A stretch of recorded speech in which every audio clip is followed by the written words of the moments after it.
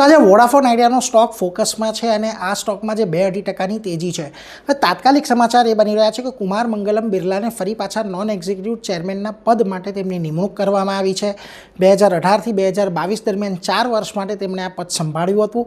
એટલે એ તો તેજી છે જ, પરંતુ છેલ્લા એક મહિનાની અંદર આ સ્ટોકમાં આપણને 28%નો ઉછાળો જોવા મળ્યો છે અને એપ્રિલ 2024માં જે 11 રૂપિયાના ભાવે એફપીઓ આવ્યો હતો એની ઉપર ફરી આજે પાછો સ્ટોક નીકળ્યો છે. હવે ખાસ કારણ શું છે? તો એજીઆર ડ્યુ છે કંપનીના તે માફ કરવામાં આવ્યા છે લગભગ 26,500 કરોડની આજુબાજુના, એટલે એને લઈને તેજી છે. આ ઉપરાંત કંપનીએ ફેબ્રુઆરી અને માર્ચની અંદર નવા સબસ્ક્રાઈબર એડ કર્યા છે, જે વોડાફોન માટે ખાસ પોઝિટિવ બાબતો છે. અને ખાસ એક બહુ મોટી લોન તેમને એક વર્કિંગ કેપિટલ અને કેપેક્સ માટે મળવાની એક સમાચાર પણ આવતા થયા છે. એટલે આ બધાને પગલે આપણને આ સ્ટોકમાં છેલ્લા એક મહિનામાં સારી તેજી જોવા મળી છે અને આજે ફરી પાછો આ સ્ટોક 11ની ઉપર આપણને કારોબાર કરતો દેખાઈ રહ્યો છે.